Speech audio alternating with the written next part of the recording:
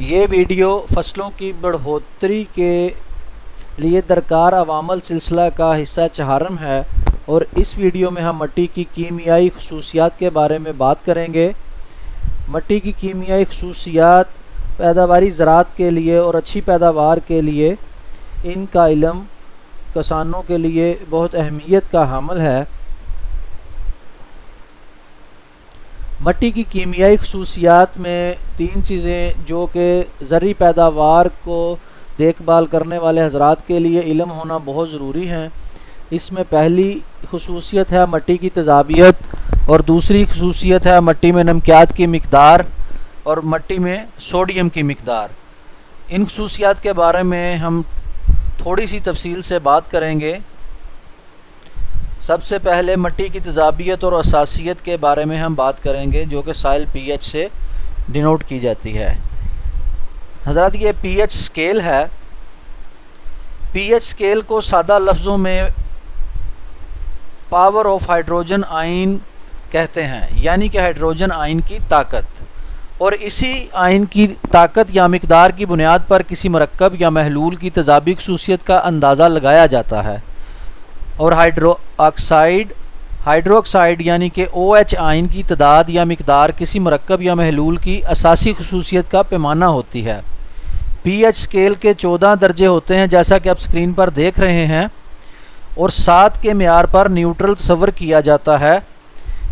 7 P H سے کم معیار تیزابی خصوصیت کو ظاہر کرتا ہے، اور پی ایچ کی ویلیو جتنی کم ہوتی جائے گی تیزابی خصوصیت میں اتنا ہی اضافہ ہوتا جائے گا۔ اس کے برعکس اگر پی ایچ کی ویلیو 7 سے بڑھتی جائے گی تو اساسی خصوصیت کو ظاہر کرے گی، یعنی کہ 1 سے 6.5 پی ایچ تیزابی خصوصیت کو ظاہر کرتا ہے، اور 7 پی ایچ نیوٹرل معیار کو ظاہر کرتا ہے، یعنی کہ اگر کسی مرکب کی پی ایچ 7 ہوگی تو مرکب نہ اساسی ہوگا اور نہ ہی تیزابی خصوصیت کا حامل ہوگا۔ اگر پی ایچ ویلیو 7.5 سے 14 پی ایچ تک ہو تو یہ اساسی خصوصیت کا مظہر ہوتا ہے۔ پی ایچ ویلیو جتنی زیادہ ہوتی جائے گی اساسی خصوصیت میں اتنا ہی اضافہ ہوتا جائے گا۔ اور زمین کی پی ایچ ویلیو پودے کے لیے زمین سے خوراک کے حصول کے لیے بہت اہمیت کا حامل ایک فیکٹر ہے۔ اس کی تفصیل کے لیے ہم نیکسٹ سلائیڈ پہ چلتے ہیں۔ مٹی کی پی ایچ ویلیو زمین کی تیزابی یا اساسی خصوصیت کو ظاہر کرتی ہے۔ آپ تصویر میں ایک چارٹ یا گراف دیکھ رہے ہیں۔ اس کی مدد سے زمین کے اندر موجود خوراکی اجزاء کی پودوں کو مہیا ہونے کی صلاحیت کا جائزہ لیا جا سکتا ہے، جیسا کہ نائٹروجن جو ہے وہ 6 پی ایچ سے لے کر 8 پی ایچ یعنی کہ 6 سے 8 پی ایچ تک بآسانی پودا زمین سے نائٹروجن حاصل کر سکتا ہے۔ اس رینج پر پودے کو نائٹروجن کے حصول میں کوئی رکاوٹ نہیں ہے۔ اسی طرح سے فاسفورس کی جو رینج ہے وہ 6.5 سے لے کر 7.5 پی ایچ ویلیو ہے۔ پوٹاشیم جو ہے وہ 6 پی ایچ ویلیو سے اینڈ تک جو ہے اس کی اینڈ ویلیو تک اس کے اوپر کوئی خاطر خواہ اثرات، منفی اثرات مرتب نہیں ہوتے، لیکن اگر آپ کی مٹی کی پی ایچ 6 سے کم ہو یا تیزابی خصوصیت کی ہو تو اس وقت پوٹاشیم کو جذب کرنے میں یا حصول کے لیے پودے کو مشکلات پیش آ سکتی ہیں۔ سلفر، اسی طرح سے سلفر بھی 6 پی ایچ ویلیو سے اوپر تمام 10 پی ایچ تک، ان ویلیوز پر اگر آپ کی مٹی کی پی ایچ ویلیو 6 سے 10 تک ہے تو سلفر کے جذب کرنے میں آپ کے پودے کی جڑوں کو اس میں کوئی رکاوٹ نہیں ہوگی۔ کیلشیم جو ہے یہ اس کی رینج جو ہے وہ ہے 7 سے لے کر 8.5 پی ایچ تک۔ میگنیزیم جو ہے وہ 7 سے لے کر 8.5 کی پی ایچ کی اس کی رینج ہے، اور آئرن ہائی پی ایچ یا بیسک پی ایچ جو 7 سے اوپر کی ویلیو ہے، جیسے جیسے زمین کی خصوصیت اساسی نوعیت کی ہوتی جائے گی تو آئرن کا جذب کرنے کا جو انجذاب کا عمل ہے یا ایکسٹریکٹ کرنے کا جو پروسیس ہے اس میں لمیٹیشن ہوگی، یعنی کہ وہ بہت کم پودا مٹی سے حاصل کر سکتا ہے۔ میگنیز، یہ اس کے لیے جو آئیڈیل پی ایچ ویلیو ہے وہ ہے 5 سے لے کر 6.5 तक, और इससे ऊपर की pH वैल्यू के लिए पौधे को ज़मीन से हासिल करने में इसमें थोड़ी मुश्किलात पेश आती हैं। बोरोन जो है ये एक बहुत कीमती एलिमेंट है और इसकी जो रेंज है वो 5 से लेकर 7 pH तक है, जबकि 8.5 से ये बढ़ना शुरू होती है, जैसा कि आप राइट साइड पर देख सकते हैं, और उसके बाद ये 9 pH यानी कि 8.5 से 9 के दरमियान 8.7 पे तकरीबन जो है वो मुकम्मल तौर पर प्लांट के लिए अवेलेबल हो जाती है, और 10 pH तक भी वो अवेलेबल ही रहती है।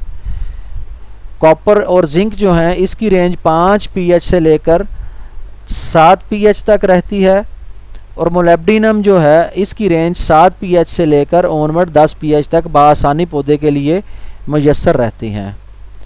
अगली खसूसियत जिसके बारे में हम बात करेंगे, मिट्टी में नमकियात की मिकदार। इस जुज़ को समझने के लिए मिट्टी के महलूल का TSS टेस्ट किया जाता है। इसको EC यानी कि इलेक्ट्रिकल कंडक्टिविटी टेस्ट भी कहते हैं। ये मिट्टी या इसके महलूल से भी किया जाता है। मिट्टी की मुख्तलिफ़ इक़साम के लिए EC की वैल्यूज़ भी मुख्तलिफ़ होती हैं, जो कि आइंदा किसी वीडियो में हम तफसील से बयान करेंगे। फसलों के मुवाफ़िक मेयार से अगर नमकियात की मिकदार बढ़ जाए तो मिट्टी का ऑस्मोटिक प्रेशर बहुत बढ़ जाता है, जिसकी वजह से पौधे के लिए पानी और ख़ुराक वाले अज्जा को जज़ब करने में बहुत दुश्वारी पेश आती है। मिट्टी या ज़मीन में गैर मुवाफ़िक नमकियात की मिकदार पौधे की बढ़ोतरी के हर मरहला पर मनफी असरात मुरतब करती है, यानी कि बीज से पौधे का बनना, पौधे का बढ़ना, फलना फूलना यानी कि वेजिटेटिव ग्रोथ, फूल और फल बनने के मराहल पर मनफी असरात मुरतब करती है। ऐसी ज़मीन को थोरज़दा ज़मीन भी कहते हैं। नमकियात या थोरज़दा ज़मीन पौधों की खुराकी अज्जा मुयस्सर होने के लिए शदीद रुकावट का बायस बनती है। थोरज़दा ज़मीन nitrogen, calcium, potassium, phosphorus, iron और जिंक की फसल को दस्तयाबी में मनफी असरात मुरतब करती है। ऐसी ज़मीन में अमूमन calcium sulphate, calcium chloride, sodium chloride और सोडियम सल्फ़ेट के पेचीदा साल्ट पाए जाते हैं। सफ़ेद रंग के नमकियात वाली ज़मीन में क्लोराइड, कार्बोनेट और बाइकार्बोनेट के मरकबात पाए जाते हैं, जबकि भूरे रंग के नमकियात जिस ज़मीन पर ज़ाहिर होते हैं, जिसको भूरा कलर भी कहा जाता है, तो उसमें सल्फ़ेट फैमिली के नमकियात पाए जाते हैं। मिट्टी में सोडियम की मिकदार। अगर मिट्टी में सोडियम के आयन हर आयन की निस्बत ज़्यादा हो जाएं तो ऐसी किस्म की मिट्टी को सोडिक साइल कहते हैं। हाई सोडियम वाली मिट्टी की pH तेज़ाबी, असासी या न्यूट्रल भी हो सकती है। इस खूबी को जांचने का म्यार कैट आयन एक्सचेंज रेशो का टेस्ट होता है कि सोडियम दूसरे आयन्स के साथ अपनी बॉन्डिंग तब्दील कर रहा है या कि सोडियम ही मिट्टी में जमा होता जा रहा है। सोडियम की गैर मुवाफिक मिकदार मिट्टी में ज़रात की तरतीब को इस हद तक नुकसान पहुंचाती है जिसकी वजह से मिट्टी के अंदर पानी की अमूदी तरसील तकरीबन रुक जाती है। यानी कि आप दूसरे लफ्ज़ों में ये कह सकते हैं कि सोडियम बेसिकली सॉइल स्ट्रक्चर या इस मिट्टी में मौजूद ज़रात की तरतीब को नुकसानदा हद तक ख़राब कर देता है।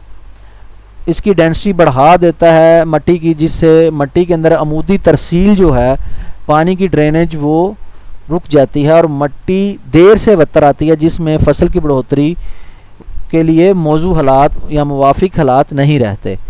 बोरोन और मोलिब्डेनम के आयन्स इस कदर ज़्यादा हो जाते हैं ऐसी ज़मीनों में कि वो फसल के लिए जहरीलेपन का मौजब बनते हैं। इसका सबसे कारगर इलाज जिप्सम का इस्तेमाल ही होता है, और कुछ पौधे भी इस किस्म के मौजूद हैं जो ऐसी ज़मीनों पर परवरिश पा सकते हैं और नमकियात की गैर मुवाफिक मिकदार को इस्तेमाल करके मिट्टी की सेहत को बहाल करने के लिए मददगार साबित होते हैं।